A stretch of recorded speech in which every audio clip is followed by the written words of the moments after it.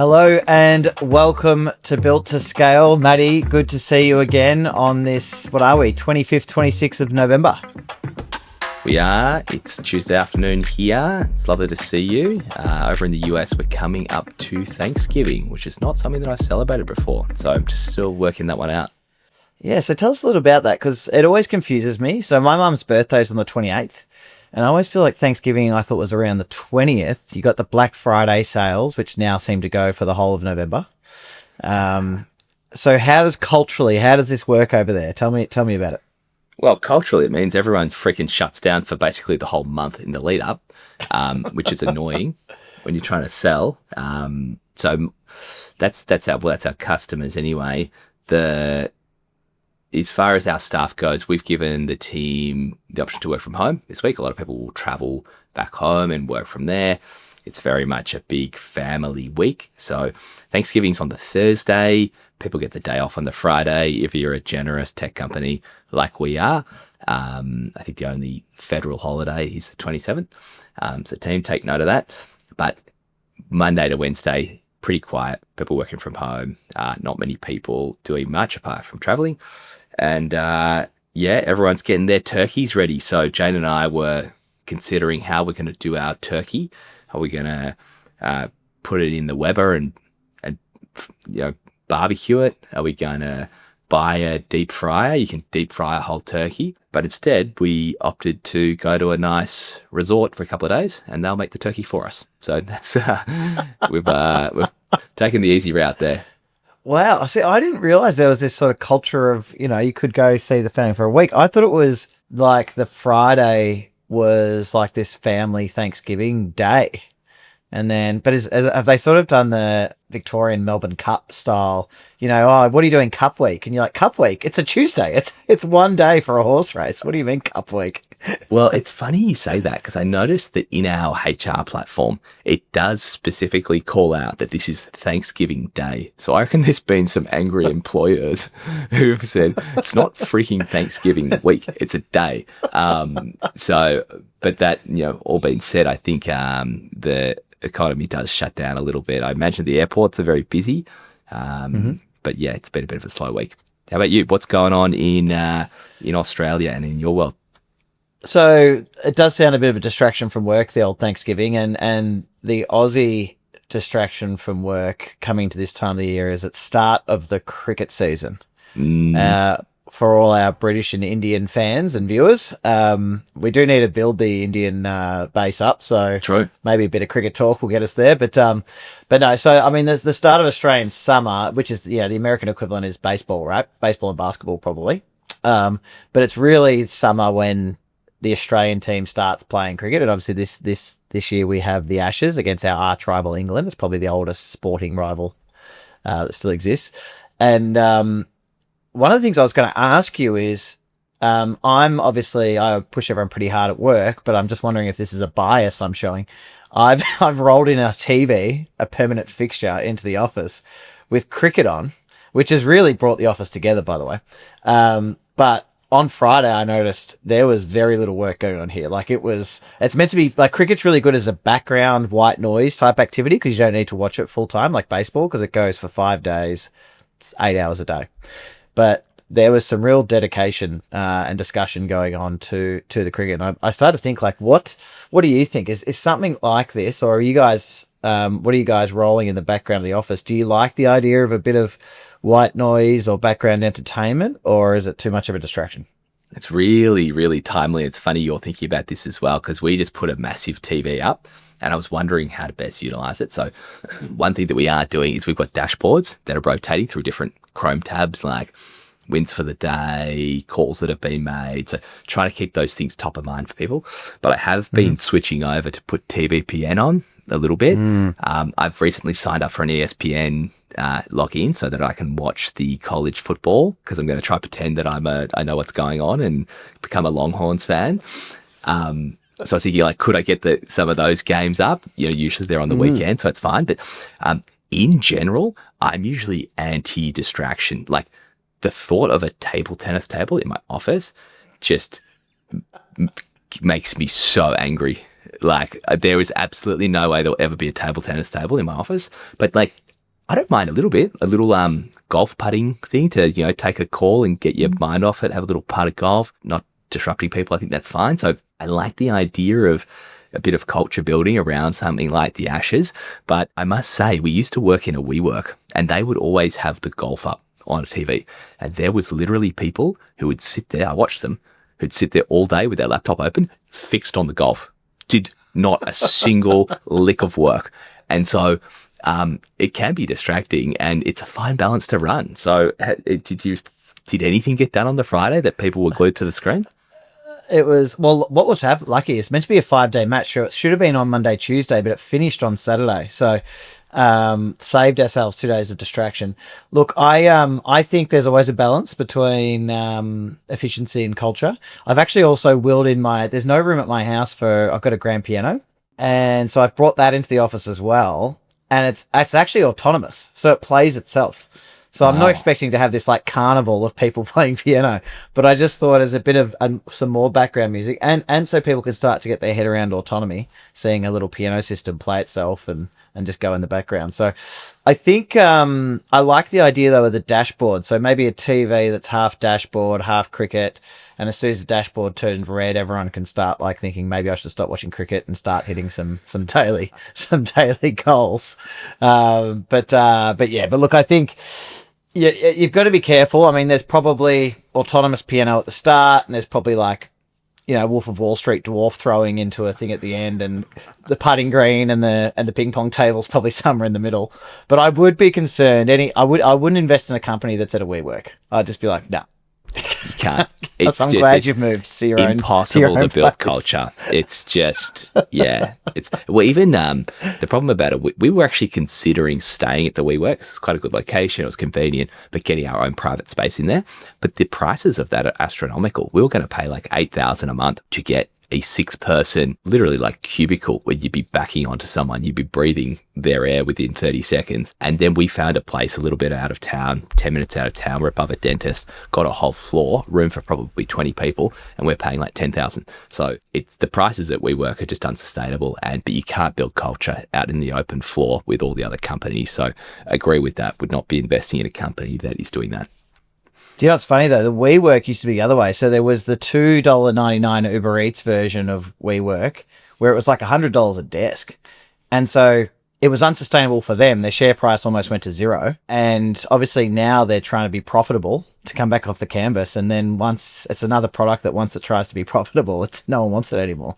Because then it's just commercial real estate again. You've stopped selling the fluff. It's just a commercial real estate play. So agree. Get your own office. And mate, what I wanted to do this week was fast track straight into the good stuff. Thought we'd get straight into the hour news. There's a lot going on. And last week we were pretty hot on the release date of Gemini 3, which has really caused a ruckus online. It was hitting benchmarks because they pre-release out to a select few. It was hitting benchmarks on the day last week. But since, I just think over the course of the week, we've seen multiple almost tech influencers basically be talking it up. I've had a really good play internally, so we'll go through what use cases you and I have gone into. But what we're seeing now to play out, one, in their share price. So once again, shout out to our stock picks.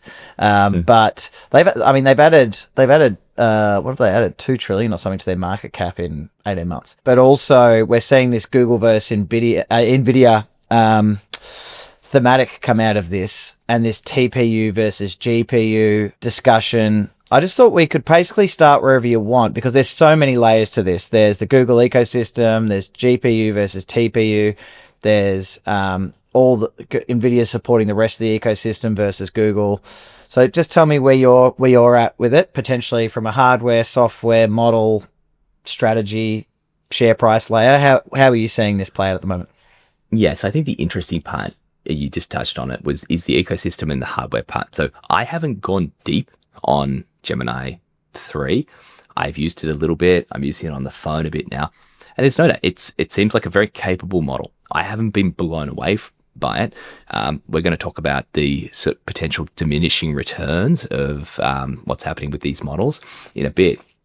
But for me personally, I didn't use this model and say, wow, it's deserving of all of this hype on the internet. I think where the hype is probably coming from is exactly the ecosystem and the hardware. So just to tee them up at a high level, and I'll get you to add your thoughts. The ecosystem part is the model is plugged in to all of the Google ecosystem so that it's very easy to go and use other Google products with the model, whether that's going into the phone, whether that's going into Google Docs, whether that's using their coding platform to start from an idea in Gemini and then go directly into coding a web app. They've got their Nano Banana image generation model. So you see a bunch of infographics on Twitter at the moment that have been generated by Nano Banana Pro that's tightly integrated into Gemini. So that's like the ecosystem play. And why I think people are starting to realize that this is so incredible is Google was always considered a bit behind on the models, but they had the ecosystem. So if they caught up, it's like, well, why would you use anything else if you're already using the Google ecosystem? And now that it's at parity or better than, say, an OpenAI or a Claude, it's like, I think we've finally passed that point where people realize Google can compete here. And part of that's the ecosystem part. The interesting part about the hardware layer is they didn't train this on Nvidia GPUs. They trained it all on their own AI chips called TPUs, which is they've been working on for years, I think like 10 years now. So they've just cut off that reliance on Nvidia, which means they can just do their own thing. They're fully integrated. They've proven that they can train a world-class model on their own chips.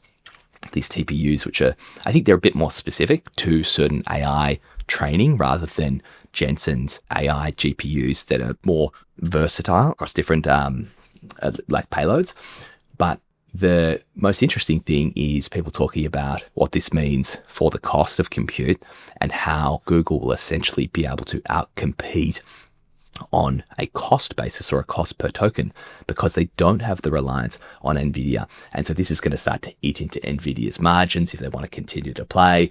And Google, as such a profitable company already with other areas, they can afford to not make any money on this part of their business if it means they keep people in their ecosystem.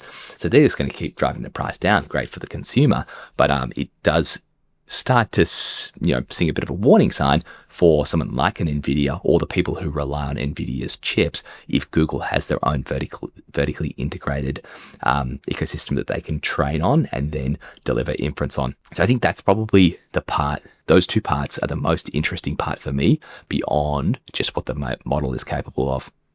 Yeah, it's really interesting, isn't it?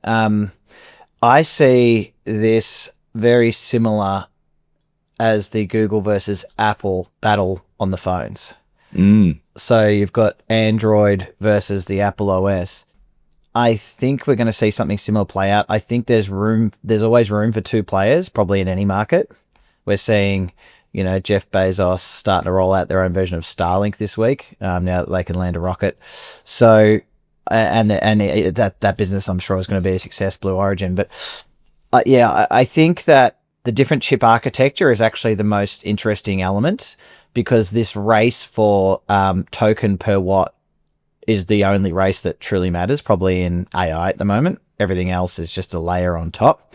However, I just think that the feedback loop and the iteration speed of NVIDIA and how tightly wound they are on this stuff, I think it would just spur them on even more. And then to leave Nvidia is such a big play for all these other frontier models and all these other businesses and all the hyperscalers. Like, do you want to go across to Google, who you're actually competing with as a hyperscaler? Like, so you're probably not necessarily going to leave Nvidia that easily. I think they're pretty sticky. But I think there's room for both. So I think in the end, it's great for Google, but I don't think it harms Nvidia, if that makes sense. I think Google's a rock star business, greatest business of all time, who have somehow managed to double their market cap in the last 2 years, which is unbelievable. And in theory, it was meant to kill search, and they've pivoted and done what they've done in the hardware and software layer. So that's my thought on Nvidia versus Google. One of the problems that people are talking about Nvidia is Nvidia are offering to rent back their GPUs from their own customers. So they've got because of all this depreciation talk and because they keep updating and iterating at such a pace, they're like, well, we're going to have surplus GPUs, and Nvidia have then got orders to rent back their own product. But I think there's a secondary market for compute that's non-frontier model led that Nvidia can still then profit off that, leasing their own product back, because it's still so far ahead of every other product. So I don't see any problems with Nvidia's strategy, and their quarterly earnings again beat everyone's thoughts and kept the bubble going in the market. So they're pretty much holding the whole world finance markets together at the moment. So I think at that layer, room for both doing great. In terms of Gemini, what we noticed was we've been mucking around just vibe coding some internal apps, almost that on-demand type software internally. And we sort of still see it as a prototyping thing to then take when we want to deploy something of substance to a software developer. However, the Gemini 3 Pro, we started from scratch and made an app better on the day that was better than what we'd been doing on Lovable and Replit for the last 2 months. And that made me think, when you always see someone's updated and that's the death of this other company, it just made me think, if Google has got that UI right and the fine tuning right, then how do Lovable and those other companies, those other vibe code companies, sort of maintain their valuations if I don't feel like I have a reason to go there anymore? Yeah, it's going to be really hard for them. I think we have talked about this before briefly, but I think the best strategy here, if you're built on top of these models and you're competing against the frontier model companies at the application layer, is you've got to niche down. You've got to offer niche experiences that you've created some workflows that just make it slightly more convenient or slightly better than using these horizontal players like Google and OpenAI. They are building products to serve billions of users. So they can't go too niche into each business vertical or each type of consumer. And so, let's take Lovable. Maybe Lovable becomes the platform that's really easy for kids to start doing vibe coding, and they go and get Lovable into all of the schools, and that's you learn to use that because it's not as complicated as using the Google ecosystem. So something like that, I think, is what people need to do. Or maybe Bolt.new. That's what is really good for marketers, and the market, it can really quickly spin up marketing websites. It's just trained on how to do that specifically, and it gets a 10% edge on the generic products, and that 10% is enough for someone to say, yep, I'm going to use that product. I think you've got to niche down. Otherwise, people will just start using, if your product is exactly the same thing as what Google's is doing, and Google's is probably offering theirs just as part of their bundle, well, you get bundled out, just like Microsoft was able to do to products like Zoom with their Teams offering. Yeah, and I think you can have a regular company competing in the space, but it's once you're up at the Lovable and Cursor and all those kind of companies, once you're up at their valuations in the billions, that's the worry for me. Do you know what I mean? Like, you can have a company that's going to keep 100 people happy or something like that, but once you're at 100 times revenue as your valuation, I just don't understand how you can make that. I mean, what's stopping Google, if Gemini 3 is the best model, what's stopping them making the commercial use of that model super expensive and pricing you out on the model layer or the compute layer, because they want to attack that that market themselves? So that was my first takeaway, is that it was a real leap for the average Joe to just start playing around with whatever they want. So I think for everyone out there, like, if you just want to have that really low barrier to entry muck around trying to create an app, Gemini 3 Pro is great for that. And then the other thing in my space was actually it's starting to really understand 3D context and geometry, and starting to really level up its output in terms of, here's a sketch, make it a 3D render. Here's a photo, give me a floor plan. And it's using all their, I mean, imagine what it's been trained on. It's the first, even for this podcast, it's the first model that's actually watching YouTube clips. It's not reading the transcript, it's watching. So if you and I wanted, we could say, go back and watch the last 30 episodes. and give us feedback not on just our words, but how we behave, how we move, all that kind of stuff, the setting, the theme. So all other models up until this point have just been downloading the transcripts out of YouTube and then summarizing those. So I just think their training data set is so unbelievable. And now, from a use case, we're starting to see more and more. What does, you grab something off Google Street View, and turn it into a 3D model and start looking at what you could do with that site as a developer in 3D. And then you can export that straight into a Revit file, an Autodesk file, a CAD file, and now you're designing off a Google Street View image. So they're just everywhere. They've got their tentacles everywhere. So I think there's some genuine upgrades. And it probably leads to this conversation because we've also had this week Claude Opus 4.5 released, which is up to the level again, benchmark wise on coding. So maybe we should talk strategy about, is there room for all these models? What are the different strategies of OpenAI, Google, Anthropic, and XAI? Is there room for everyone? And what you and I think, whether you need to have as a consumer, do you need to have 6 models and then have different things for different options? Or where are you sitting with all this at the moment? Yeah, I think it depends on where you sit on that innovation curve. Are you an early adopter of these things and you love using them and you want to have the latest and greatest, which probably is the category that you and I fit into. And we're happy to have 6 models sitting there on our phone. I've got a whole page of apps for that. So there's always going to be those types of users. But I think what needs to happen, and this must exist, I'm surprised that one hasn't sort of taken over the market yet. But all of these models have APIs, right? You can use them, you can sign up to them, you can get an API key, and you can plug into them. So why has there not been an app that's been built that understands what models are good for different types of things, and based on your request, it will go and farm off that to different models, either chooses one or it goes off to different models for different parts of the request, or it says, I don't actually know which one to go to. I'm going to go to all 6 and I'm going to get a response and I'm going to analyze the responses from them. And then I'm going to give that back to the user. It feels like there must be something in that for the average Joe who says, I want to have the best. I'm happy to pay up for it. Happy to pay $100, $200 a month. I just want to have access to the latest models. I want to get the best responses, but I don't want to have to think about which one to use at which time. And you just have one app that goes very clearly. It gives you visibility of what's using. I'm going off this model for that, this model for that, but then that can all be abstracted away and the user just gets their response.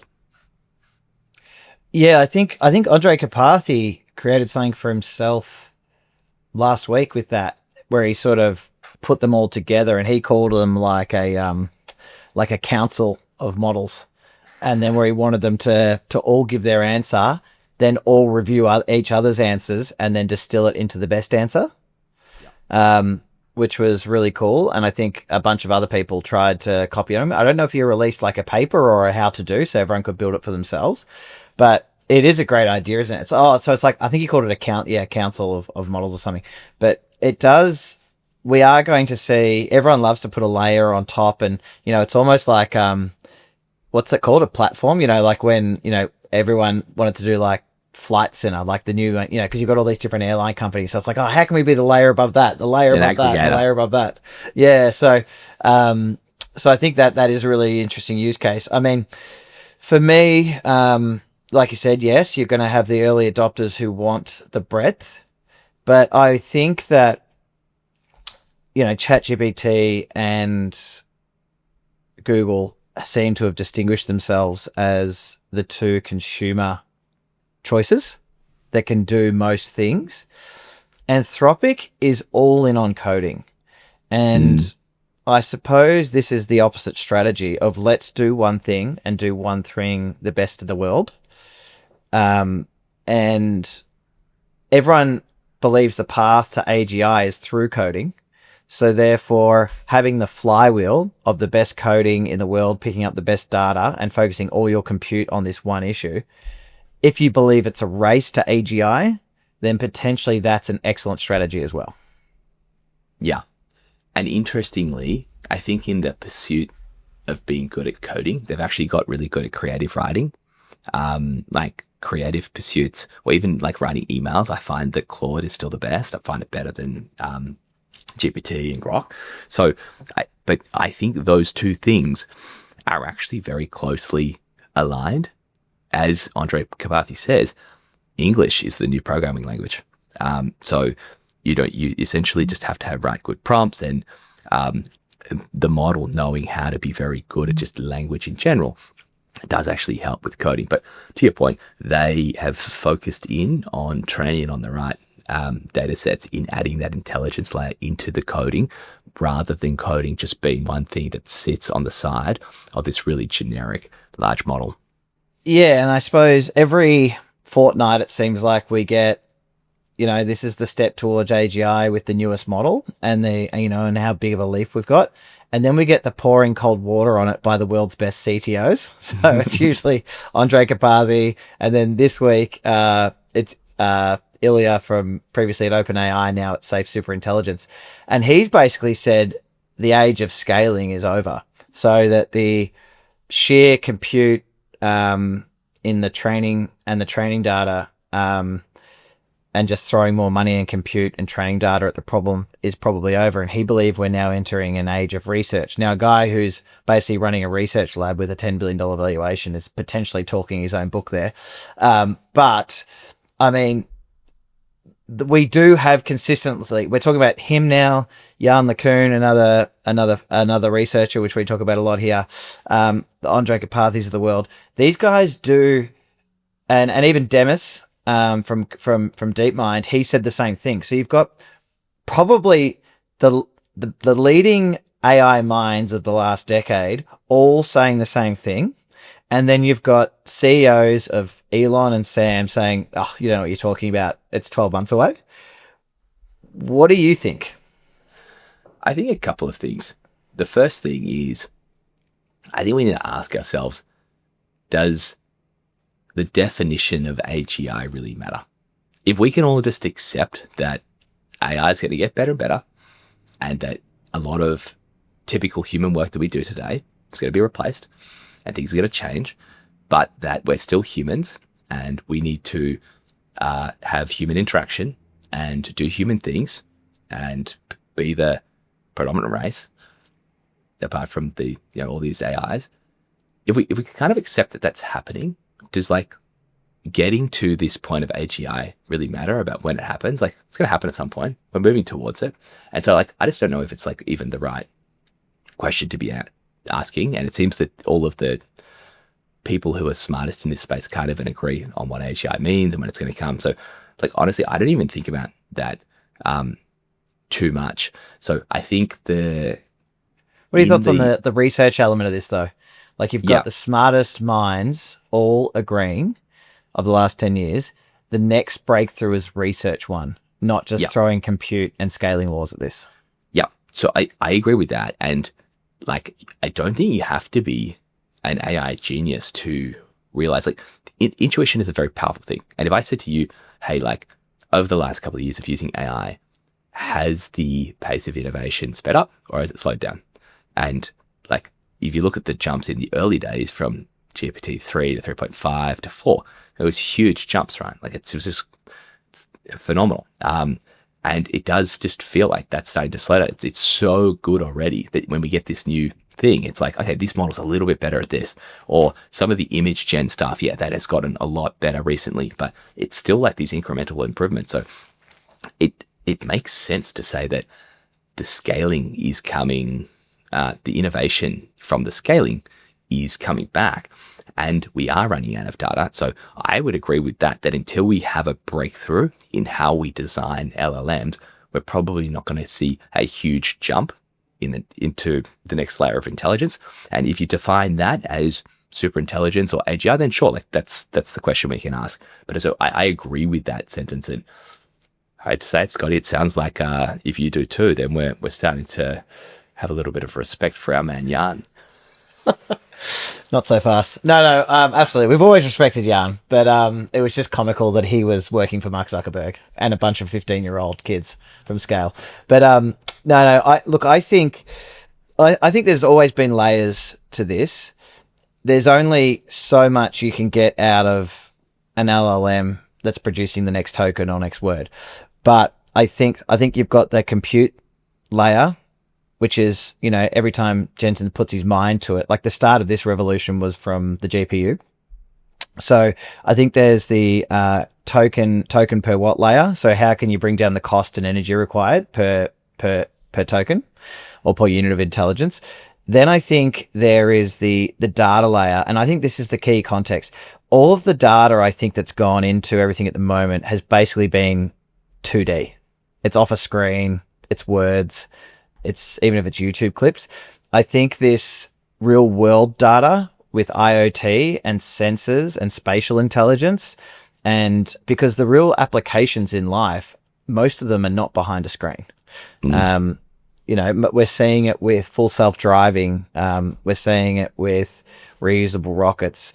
Once you have a real world application, it can be, it bleeds into everyone's lives and has a higher impact, I believe. And that's what we're going to see with humanoid robots. So I just think that the next key factors are reducing, the amount of energy required for compute, and then a heap of capital and intelligence and research going into real world spatial intelligence and real world physical applications. So that's my thought on it, and I have absolutely no prediction on how long that'll take. I think that it's probably a bit frothy at the moment, so you can say some nice words and get some capital, but it seems like a super hard problem to solve, which people aren't going to be able to solve until maybe the compute and intelligence and energy layer is resolved to get what you need to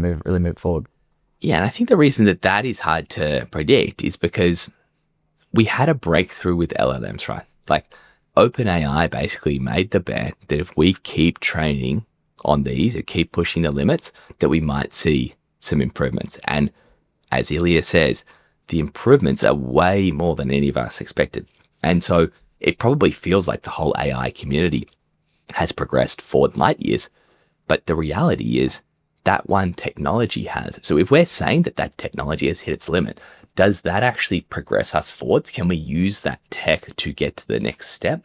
Or are we sort of going back to saying, okay, well, we tried that path, but now we're back to where we were with the researchers, and we're actually no further ahead in getting to superintelligence because that path wasn't it.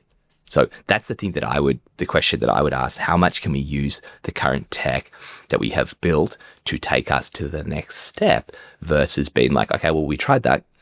What's the next thing we need to try?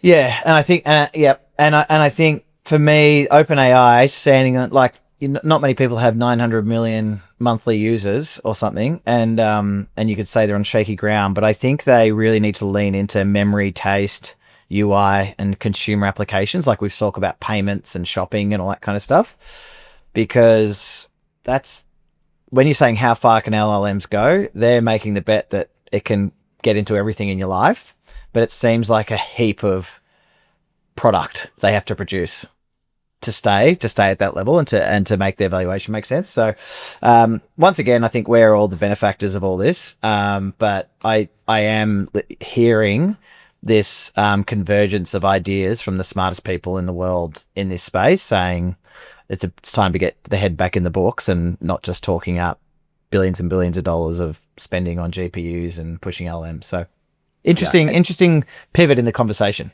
Yeah, and look, the only counter to that is the don't bet against Elon argument, which has proven to be very wise words. And he's saying that Grok is going to become super intelligent, or is going to get to AGI in the next couple of years. So that would be the counter to it. He obviously thinks that there's something in what they're doing with Grok. I don't know if that's just on LLMs or if they're working on different architectures. Obviously, Tesla has their own AI chips and they work with real world physical intelligence. Maybe there's sort of a cat in the bag that they're going to unleash soon. But we talked about the constraints. We talked about the constraints, real world data, yep. Tesla, energy, Tesla, and compute. So he's trying to now build his chips with Samsung, isn't he? So I think he, in fairness, if anyone's going to do it, he's solving all those three layers that we spoke about.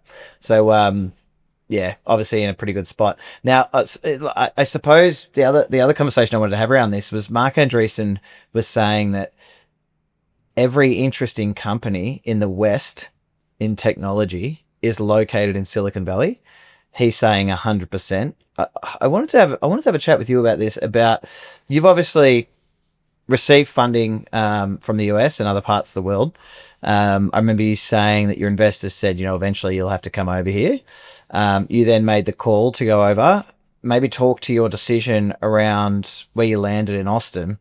What your thoughts are trying to do this from somewhere like Australia, then trying to do this from somewhere in the US that's not Silicon Valley.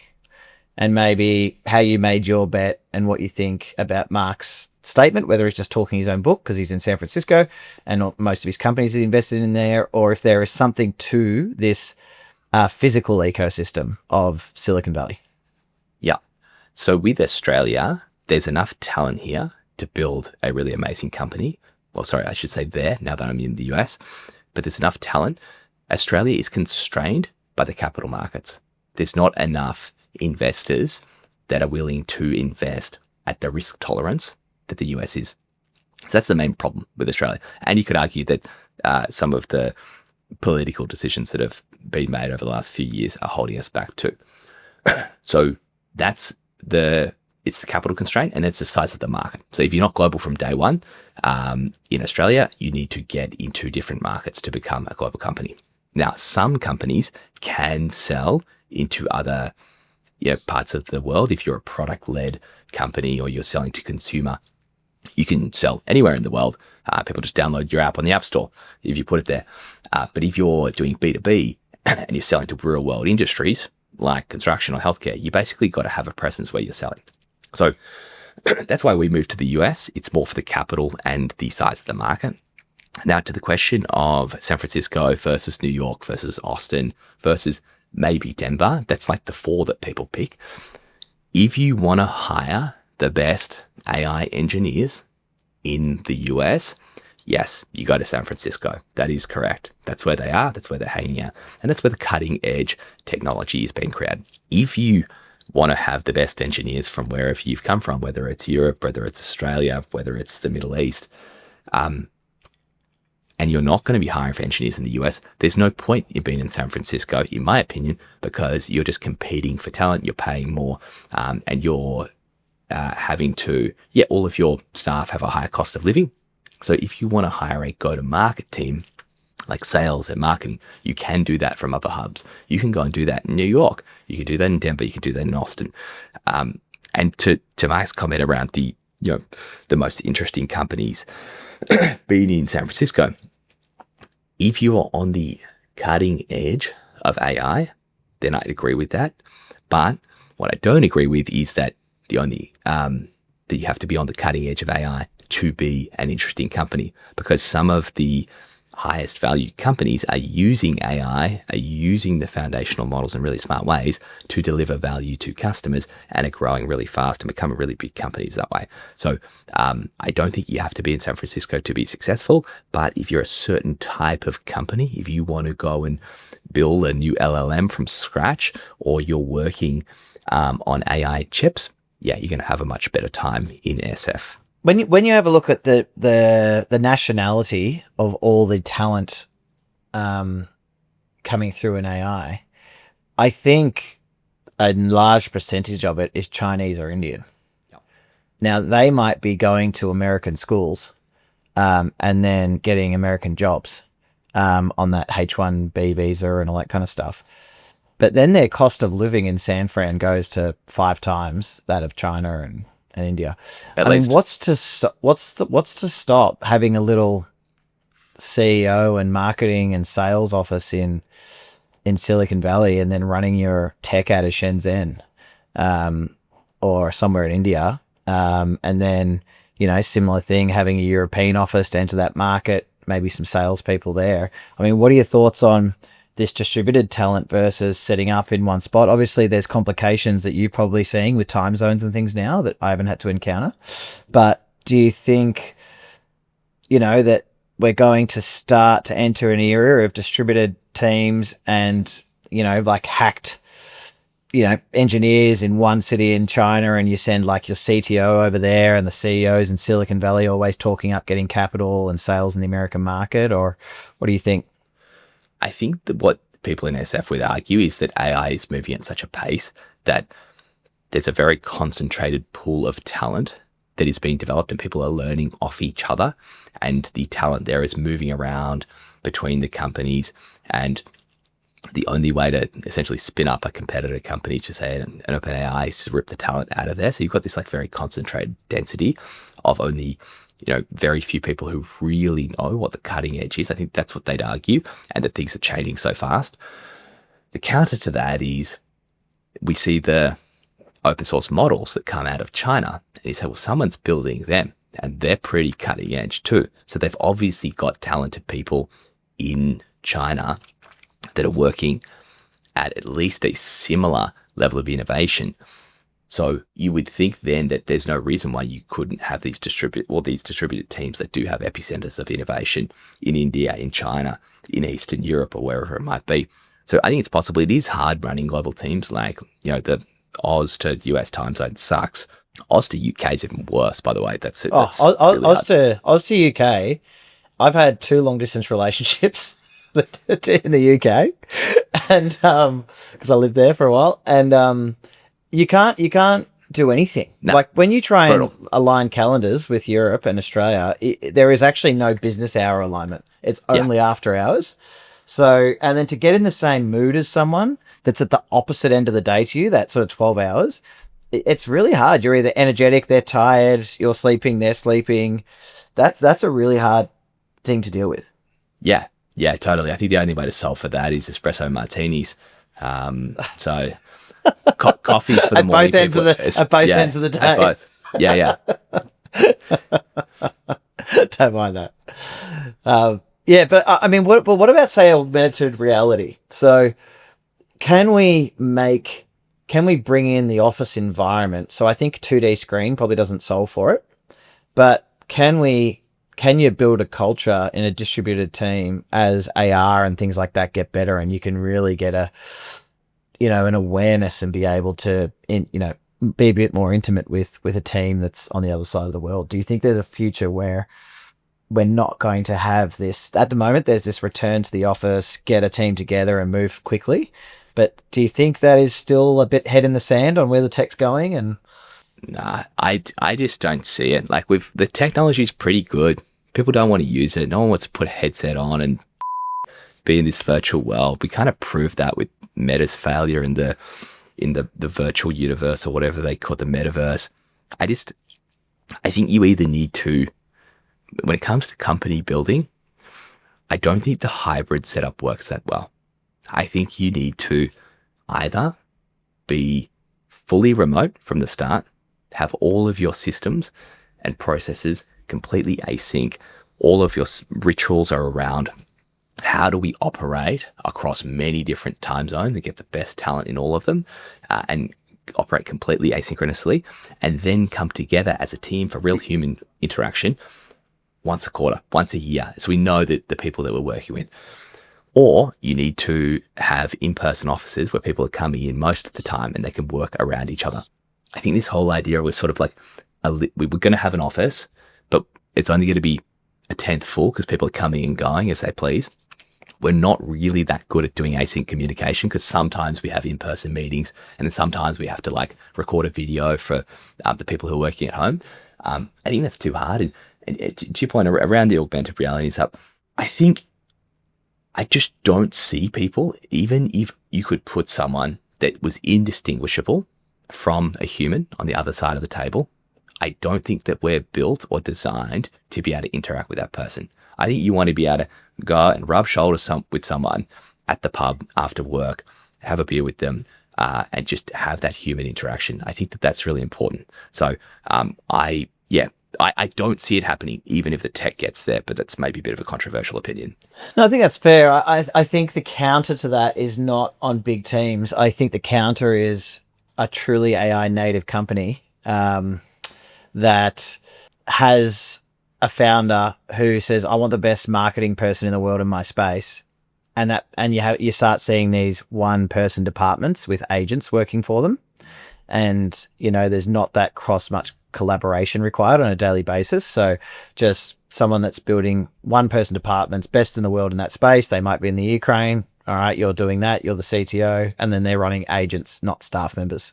So potentially if we get some really small, super agentic, super talented teams from around the globe that aren't needing like what you're talking about, which is that how does everyone learn at the same time? How does everyone interact and work together? Whereas that's not really working together. It's owning a department and delivering a result. So that's probably the only counter I see to that at the moment. Great. Okay. Well, we've solved all of the AI problems in the world and how the future of work's going to be. Now I want to get into tool of the week for this week. And one of the things that's been a bit of a sleeper for me, it's funny and we're hoping people do this to us in 5 years' time, is when you catch a new podcast or something and realize it's been going for 7 or 8 years. And one that I've been into for the last few months is the Founders podcast, which is created by David Senra. And basically the premise of this pod, and I encourage everyone to get it into their subscription feeds, is he's read over 400 biographies in the last decade. And what he's managed to do extremely well is to and these are biographies of people like Elon Musk, Steve Jobs, but then down to like Socrates and old philosophers and things like that. But what he's really managed to do is initially distill all the takeaways of that and deliver it to the listener with like a 1 hour, 45 minutes to an hour long podcast and with all the main takeaways. But then what he's been able to do, I suppose, similar to a business that's got its own flywheel of, where all of your history and all of your context from previous operations feeds into making your new product even better. He's now been able to stitch together the consistencies between Marcus Aurelius, Elon Musk, Henry Ford, and the Rockefellers. And then seeing these consistencies that play out all throughout history of the people that monopolize markets, the people that take humanity forward, the world's best thinkers, the world's best doers, the world's best executors. And, he's starting, to compare James Dyson and Socrates, and what they have in mind. And it's just so much high value. I mean, I've basically dedicated my listening time to it over the last 2 or 3 weeks, and just genuine takeaways that you can take to work that next day. You don't have to be a business owner, but anyone who's entrepreneurial or wants to improve themselves, this to me has been, it's better than audiobooks and it's better than podcast conversations, because this is distilled into these are the takeaways, and this is actually some examples of takeaways from other great leaders and thinkers as well. Yeah, that's awesome. It is pretty cool that there's an 8-year-old podcast that sounds like they've been going just day in, day out doing it. I've just, it does sound really good. So I've just gone on Spotify and subscribed. I did find it funny. The most recent episode, or the one that comes up the top for me, it's got a good title: Red Bull's Billionaire Maniac Founder. So I'm immediately interested in listening to that one. Well, the one that I thought for you was his favorite autobiography and person of all time is James Dyson. And nice. I know you're a long-term fan, but just some of the really interesting elements for him were around, he started working for a guy, I think called like Jeffrey Fry or something.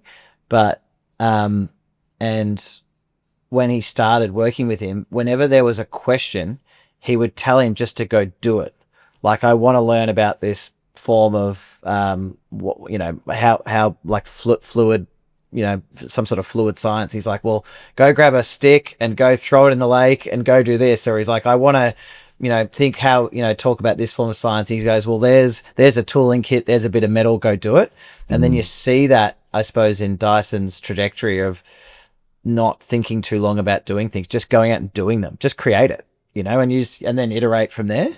So, really interesting hands-on, getting to know people. But yeah, anyone listening, definitely get on Founders Podcast. Scroll through it. There's 400 episodes. He does repeat, like he's done 5 or 6 Elon episodes. He's done 3 James Dyson episodes. He's done 4 Rockefeller episodes, but they're all actually based on different biographies or different takeaways, or him re-listening and distilling it again after reading another 100 biographies.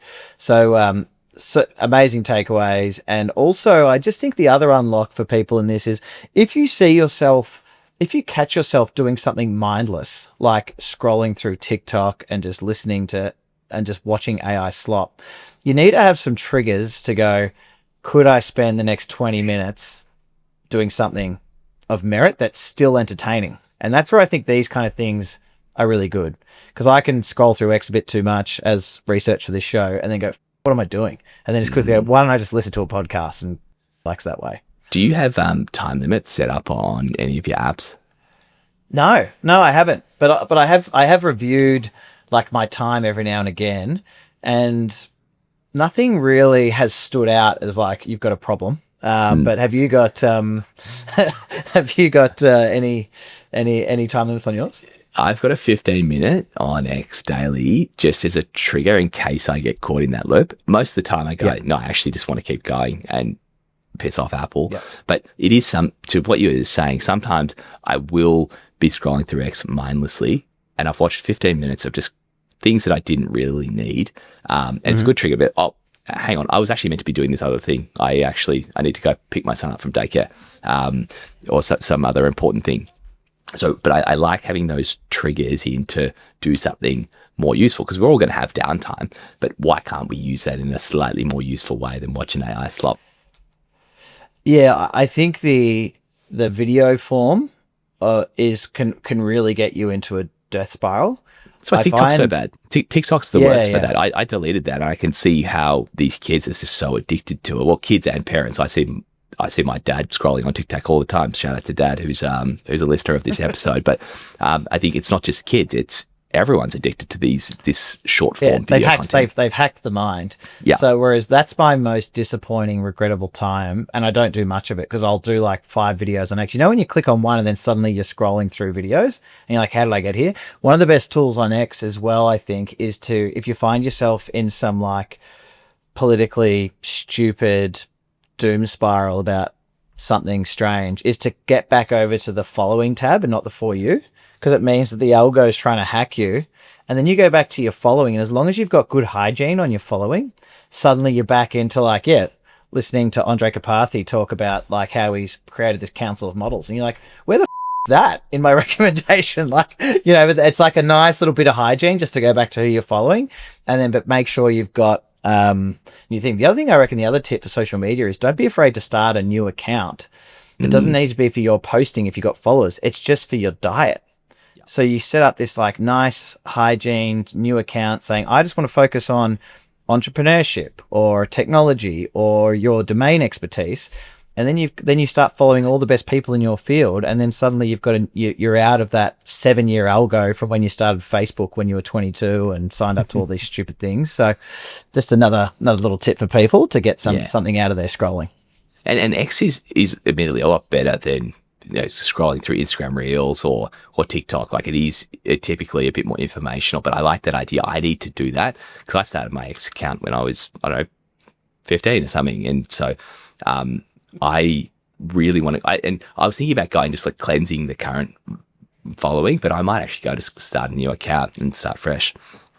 It's very easy as well to swap between them. So, you just press one button, but it's just this night. I started a fresh one about 18 months ago, 2 years ago, and it's much better because I just get way less WWE wrestling videos on it. And mate, we haven't done too much prep for this finishing item that we're doing. We often sometimes do a top 5, a founder's files, or some parting wisdom. And I wanted to have a chat this week, and this is gonna be different for everyone. But for those that are thinking about going out on their own or starting a business, or have even already got one, maybe a top three most important roles to get right call it in the first 3 years of a business that you're planning on scaling. So it can't be if you're planning on being a sole trader. But just from your experience, it might not necessarily the hardest or easiest to get right, but the most important. I just want to thought we'd get each other's thoughts on, just because you and I might think completely differently about this, and different industries have different requirements. But I feel like even listening to this Founders podcast, there's a lot of repetition in business and entrepreneurship. So potentially there might be consistencies there. So maybe we'll start at, might just go, maybe yourself, then myself, because I haven't done any prep for it. But maybe give us a 1, 2, 3 or a 3, 2, 1 of what you think are the most important roles to nail. Yeah. So it's obviously going to be business dependent. So I'm going to try to describe it like in higher level terms rather than specific roles, because they'll probably change a little bit. I think 3 of the core things to get right when you're starting a business is the product you're selling, how you then position the product and the brand, and then how you distribute. So my 3 things would be a role that is really good at getting the product right, whether you're building widgets or developing software. Ideally, you used to have someone who has deep expertise in that. If you're building software, get someone really technical. If you're, installing bathrooms, get someone who's done that for a while, knows how to do it. So get the product right would be number 1.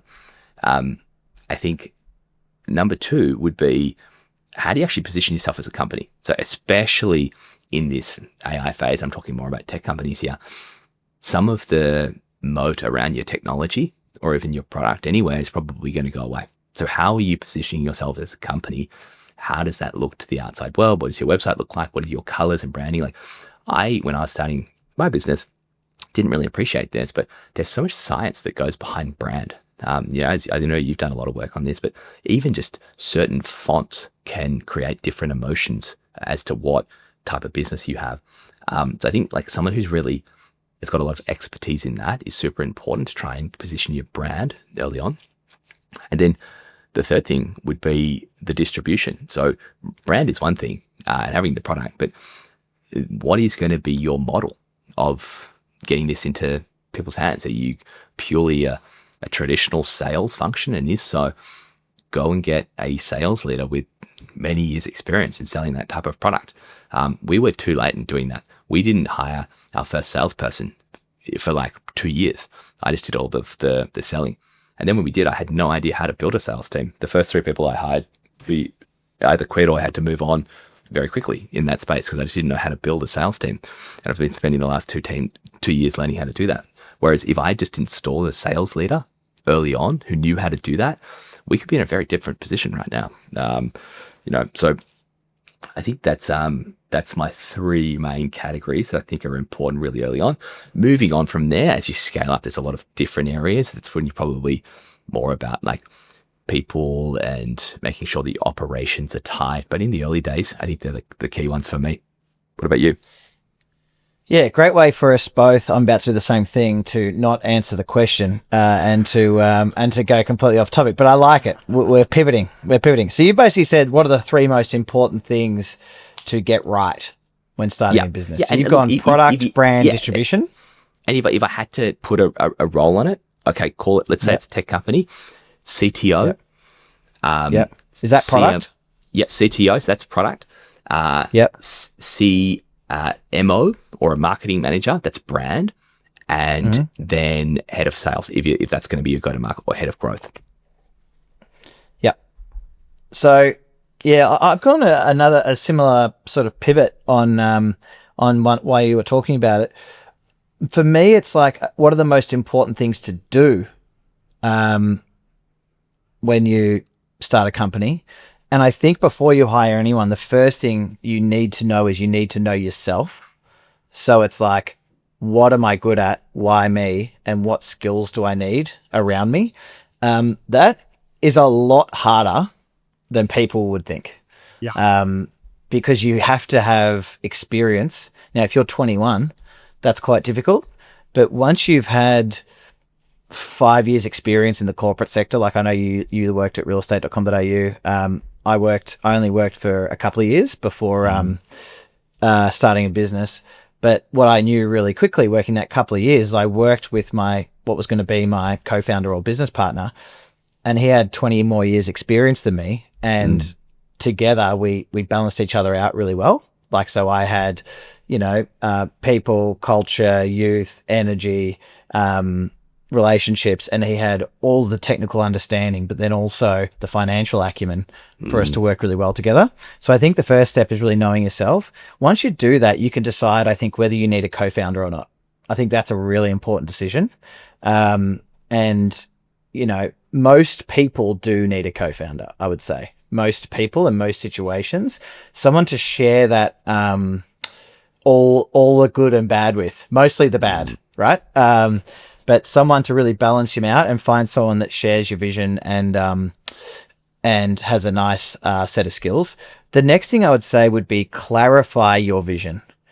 If you haven't put it in writing, and that's what you were saying before about brand, if you haven't written down and clarified your vision, you will not be able to hire anyone of substance, because then you can't communicate your vision, and it needs to be in a format that person can take away and not just hear an inspiring speech from you. They can take it away and explain it to their friends and their family so they can make that decision to join you.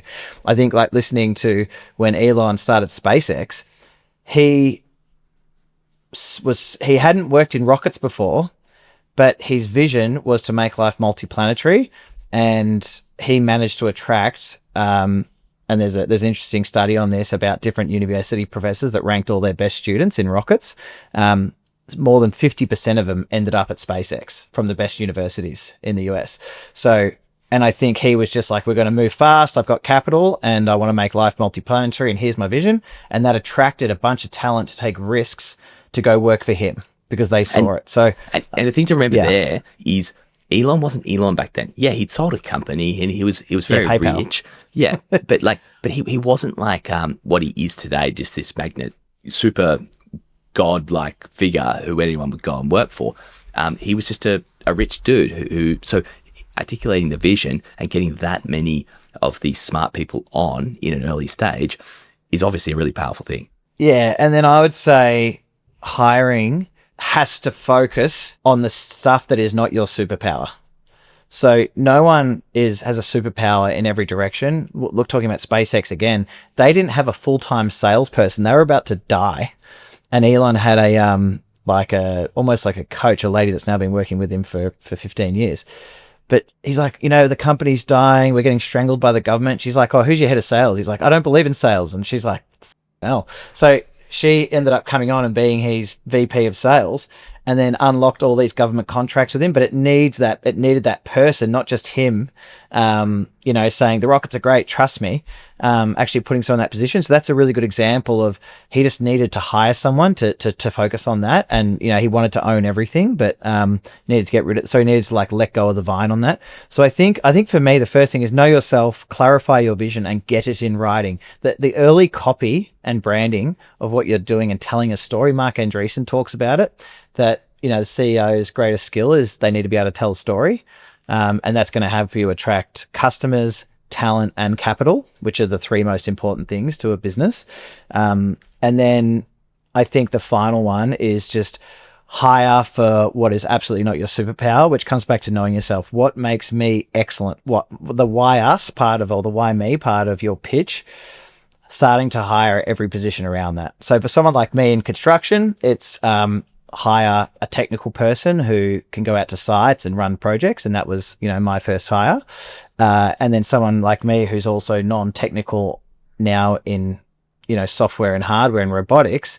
It's about hiring someone in that space for us. So I don't need necessarily marketing managers and, and HR people and, all that other kind of stuff. For me, it's hiring technicians. But if someone's a technical based person, you might hire, if you don't find a co-founder, you might hire someone who's going to cover marketing, brand, comms, HR, and sales. That might be someone, that can balance you out in all those areas. So probably similar. You probably ended up getting to CTO, CMO, and sales. I probably maybe did 3 boxes to check before you start going on a hiring frenzy.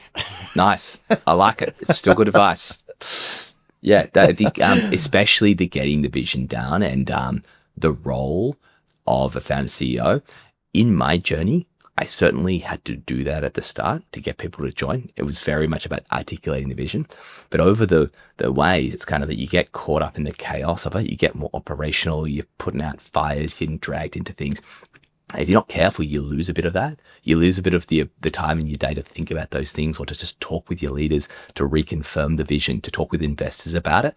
That's something that I've been very consciously doing in the last sort of 12 months is getting back to doing that because that is the role. The role isn't to be a completely operational person that's everywhere. I think you can be in the details on things, but you've got to make time to set the vision. I really like that idea of writing it down so other people can articulate that too.